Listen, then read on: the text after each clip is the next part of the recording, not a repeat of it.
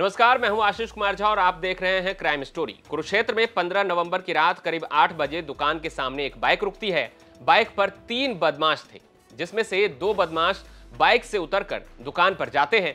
दुकान पर पिता पुत्र रहते हैं।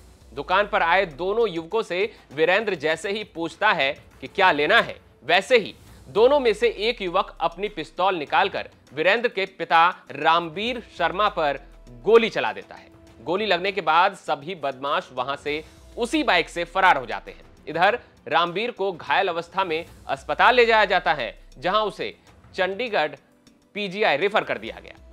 पीजीआई में इलाज के दौरान रामवीर की मौत हो जाती है। अब घटना के करीब 15 दिन बीत जाने के बाद कुरुक्षेत्र पुलिस का कुछ बदमाशों के साथ मुठभेड़ होती है। मुठभेड़ में नितिन और साहिल नाम के 2 बदमाशों को पैर में गोली लगती है, जिससे वो घायल हो जाता है, जिसे पुलिस घायल अवस्था में अस्पताल ले जाती है। ये बदमाश रामवीर हत्याकांड के शूटर्स हैं, जिसे पुलिस पिछले 15 दिनों से ढूंढ रही थी। इस मुठभेड़ के दौरान नितिन, साहिल और अनमोल तीनों थे। अनमोल को भी पुलिस ने पकड़ लिया है। इन बदमाशों को लेकर पुलिस को सूचना मिली थी कि ये किसी बड़ी घटना को अंजाम देने वाले हैं। इसमें अभी सूचना मिली थी कि 3 लड़के हैं बिना नंबर की बाइक पे, और उनमें से 2 लड़कों के पास हथियार हैं। किसी बड़ी वारदात को अंजाम देने के लिए ये कुरुक्षेत्र के आसपास घूम रहे हैं। तो हमारी टीम लगातार इनको सर्च कर रही थी, और जैसे ही हमारी टीम जिरबड़ी के पास पहुंची, वहाँ स्लिप रोड पे, और 3 लड़के इसी मोटरसाइकिल पे बिना नंबर की प्लेट पे हमें आते हुए दिखाई दिए टीम को। और जैसे ही ये पीछे मुड़ के भागने लगे, इनकी मोटरसाइकिल नीचे गिर गई, और इनमें से 2 लड़के, एक तो जो चालक था और एक उसके पीछे बैठा था, उन दोनों ने हथियार निकाल लिए और दोनों लड़कों ने पुलिस पर फायरिंग की।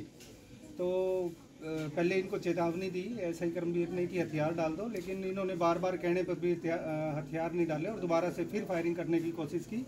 तो इसमें 2 लड़कों को टांग में गोली लगी है। जो हमारे मुलाजिम थे उन्होंने गाड़ी की आड़ लेकर अपने आप को बचाया है। 2 लड़कों को, जो एक इनमें से नितिन है लड़का और एक आशीष है दिल्ली का, एक साहिल लड़का है, और एक और जो तीसरा लड़का था उनको तुरंत भाग के हमने वहीं काबू कर लिया। तीसरा अनमोल है लड़का, जो यहीं का रहने वाला है। सरसरी पूछताछ पे इन लड़कों ने ये बताया कि कुछ दिन पहले एक वारदात हुई थी सिलसिला रोड पे, एक दुकानदार को गोली मारी थी इन्होंने, जो बाद में उसकी मृत्यु हो गई थी। तो ये वही लड़के हैं तीनों। उस दिन भी ये तीनों शूटर थे उसी बाइक पे। आज ये दूसरी बाइक पे हैं, वही तीनों लड़के हैं। और इनमें से 2 को इलाज के लिए अभी हम हॉस्पिटल लेके आए हैं, एक को हमने मौके पे काबू कर लिया। तो पहले भी कोई मामले हैं इस पे? पहले कोई अभी इनसे पूछताछ की जाएगी डिटेल। फिलहाल तो इनको क्योंकि गोली लगी थी तो इलाज के लिए हॉस्पिटल लेके आना जरूरी था। कितने राउंड फायर हुए टोटल? वहाँ पे 4-5 राउंड फायर हुए हैं। 4 राउंड इन्होंने पुलिस पे फायर किए हैं, और 2-3 पुलिस ने भी पहले हवाई फायर किया, और 2 इन लड़कों की टांग में लगे। तो किसी गैंग से भी जुड़े हुए कुछ? अभी इनसे पूछताछ करेंगे, डिटेल्स जो भी है। हो सकते हैं किसी गैंग से, क्योंकि पहले एक वारदात कर चुके हैं, दोबारा फिर वारदात करने की फिराक में थे। बिल्कुल किसी गैंग से भी जुड़े हो सकते हैं। अभी इनसे पूछताछ की जाएगी। अभी इलाज के लिए तो मुकदमा पहले दर्ज है इन पे? मुकदमा पहले 307 का दर्ज था, बाद में उसकी मृत्यु हो गई तो 302 में कन्वर्ट हो गया था, वो दर्ज है। और भी इनके खिलाफ मुकदमे दर्ज हो। कितनी उम्र है सर इनकी? दोनों नए लड़के हैं, एक करीब 20-21 साल का है, एक शायद 25 साल का है, और तीसरा लड़का भी इसी उम्र का। बाइक के बारे में कुछ? बाइक पे नंबर प्लेट नहीं है। अभी पूछताछ करेंगे, पता लगेगा चोरी की है या इन्हीं की है। अब सबसे बड़ा सवाल यह है कि इन बदमाशों ने रामवीर शर्मा पर गोली क्यों चलाई। दरअसल अभी तक जो जानकारी निकलकर सामने आई है, उसमें यह पता चला है कि रामवीर शर्मा की हत्या जय कुमार के बेटे विशाल ने करवाई है। विशाल ने इन शूटर्स को हायर किया था। विशाल खुद अमेरिका में रहता है।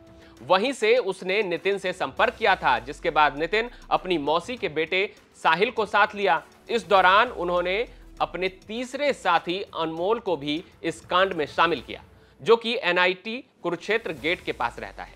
इस पूरे घटनाक्रम में अनमोल का काम बाइक चलाना था, यानी अनमोल शूटर्स को बाइक पर बिठाकर ले गया और घटना को अंजाम देने के बाद शूटर्स को वहां से भगाया। इस मामले का तार 2001 में हुई एक घटना से जुड़ा है। जय कुमार, जो कि विशाल का पिता है, उसकी बातचीत रामवीर के परिवार की एक महिला के साथ थी।